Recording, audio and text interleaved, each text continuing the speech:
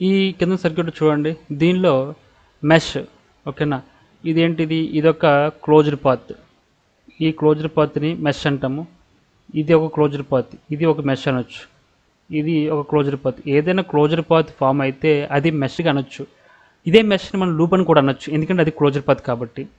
So mesh is equal to loop అవుతుంది, ఓకేనా. ఇక్కడ క్లియర్ అర్థమవుతుంది కదా. ఇదొక మెష్, ఇదొక మెష్, ఇదొక మెష్, ఎందుకంటే ఇవన్నీ క్లోజ్డ్ పాత్స్.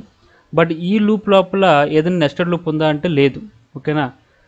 సరే, ఇప్పుడు లూప్ అంటే ఏంటి, ఇవన్నీ మెషెస్ అని చెప్పాను. ఇప్పుడు లూప్ అంటే ఏంటి, ఇదే మెష్ని మనం లూప్ అని కూడా అనొచ్చు, లేదా ఇక్కడి నుంచి స్టార్ట్ అయితే అదే పాయింట్ చూడండి ఇలా వచ్చి ఈ అవుటర్ సైడ్ నేను డ్రా చేస్తున్నాను కదా. సో ఇది సెకండ్ లూప్, ఓకేనా. ఇది loop, second loop. Third loop, ఓకేనా, ఇక్కడి నుంచి స్టార్ట్ అయ్యి ఇలా అవుట్ సైడ్ నుంచి ఈ ఎలిమెంట్స్ అంటే ఎలా 24 volt source, 8 ohms, 3 amps and 12 volts form అవుతుంది కదా. ఈ అవుట్ సైడ్ బ్రాంచెస్ అన్ని కూడా కనెక్ట్ అయినప్పుడు అదొక లూప్ అవుతుంది, ఓకేనా. ఎందుకంటే ఈ అవుటర్ లూప్లో చూడండి, ఈ అవుటర్ లూప్ 3లో మీకు మళ్ళీ అగైన్ సెకండ్ లూప్ ఉంది. ఆ సెకండ్ లూప్ లోపల 2 లూప్స్ ఉన్నాయి, ఏ బి అని 2 లూప్స్ ఉన్నాయి.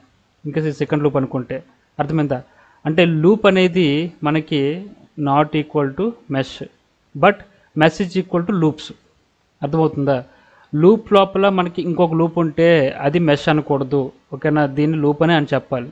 ఒక లూప్ లోపల నెంబర్ ఆఫ్ లూప్స్ ఎన్నైనా ఉండొచ్చు, నెస్టెడ్ లూప్స్, బట్ మెష్ లోపల అనేది ఇంకొక మెష్ రాదు, ఇంకొక లూప్ కూడా రాదు. అర్థమైందా.